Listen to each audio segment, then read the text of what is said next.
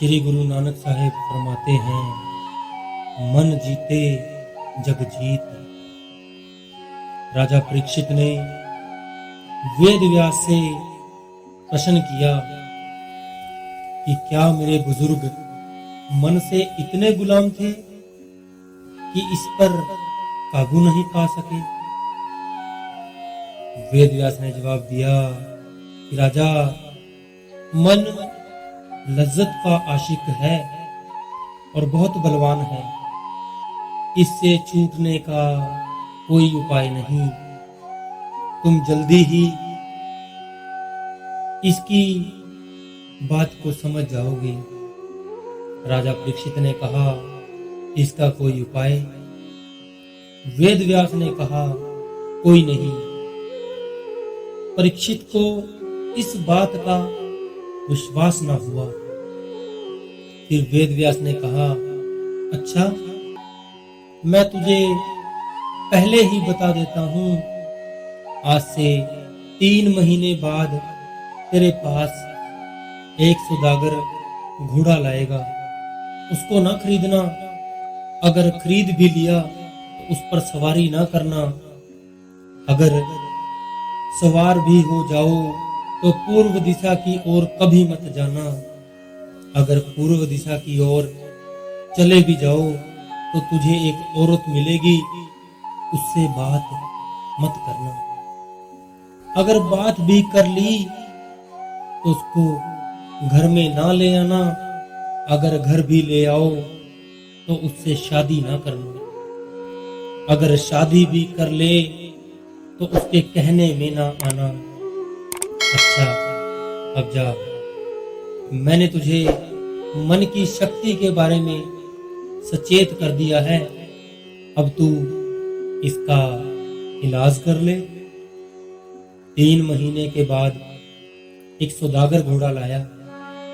ऐसा घोड़ा राजा ने कभी देखा नहीं था।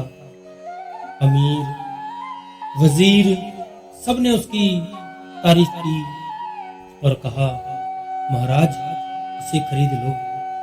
सवारी ना करना, बाहर के राजा आकर देखेंगे कबीले का श्रृंगार तो है। राजा ने वह घोड़ा खरीद लिया। कुछ दिनों के बाद घोड़े की देखभाल करने वाले एक व्यक्ति ने उसकी तारीफ की। यह घोड़ा बहुत अच्छा है, इसमें कोई ऐब नहीं है, आपकी सवारी के लायक है। राजा ने मन में कहा, अच्छा, सवार हो जाते हैं, पूर्व दिशा की ओर नहीं जाएंगे। जब घोड़े पर सवार होकर निकला, घोड़ा मुंह जोर होकर पूर्व दिशा की ओर जंगल में चला गया। आगे एक जगह बड़ी खूबसूरत औरत बैठी रो रही थी। राजा ने घोड़े से उतरकर उससे रोने का कारण पूछा तो वह कहने लगी, मेरे स्नेही और रिश्तेदार मुझसे बिछड़ गए हैं, जंगल में अकेली हूं, मुझे समझ नहीं आती कि कहां जाऊं, मुझे साथ ले चलो। राजा ने कहा, अगर मैं तुम्हें अपने साथ राज दरबार लेकर जाता हूं तो मैं तुम्हें सारी सुविधाएं प्रदान कर सकता हूं, पर मुझे यह समझ नहीं आ रही कि मैं तुम्हें साथ ले जाऊं या नहीं। कहने लगी, यहां जंगल में मुझे रिछ या शेर खा जाएंगे, आपको पाप लगेगा। राजा ने सोचा, घर ले चलता हूं, इसके साथ शादी नहीं करूंगा। जब घर लाया, कुछ दिनों के बाद लोगों ने तारीफ की कि बड़ी नेक और सुशील है। राजा, यह आपके लायक है, तो राजा ने उससे शादी कर ली। कुछ दिन गुजर गए तो कहने लगी कि एक आम आदमी भी जब शादी करता है तो अपनी बिरादरी को खाना खिलाता है। राजा ने पूछा, तू क्या चाहती है? बोली, ऋषि मुनियों नेक पुरुषों को बुलाकर खाना खिलाओ। जब सब ऋषि मुनि आकर बैठ गए तो तो उस औरत ने राजा से कहा, मैं आपकी अर्धांगिनी हूँ, मैं भी आपके साथ सेवा करूंगी। अब ऋषि मुनि जंगल में रहने वाले थे। रोटी परोसते परोसते कहने लगी, ये सब बदमाश हैं और मेरी ओर देखते हैं। राजा को क्रोध आया, तलवार लेकर सबको कत्ल कर दिया। उसी वक्त वहां वेद व्यास प्रकट हुए और बोले, बता राजा, तू क्या कहता था?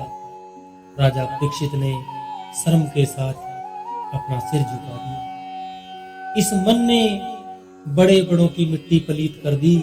पराशर, विश्वामित्र, श्रृंगी ऋषि, कई बड़े बड़े ऋषि मुनि इस मन को वश में ना कर सके। पुराणों को पढ़कर देखो, हमारी धर्म पुस्तकें कहती हैं कि जो ताकत मन को वश में करती है वह मनुष्य के अंदर है। जब 9 दरवाजों को खाली करके ऊपर रूहानी मंडलों में पहुंचकर उस नाम रूपी अमृत को पियोगे तो मन वश में आएगा। तो भाई, मन को वश में करना किसी सूरमे, किसी बहादुर का काम है।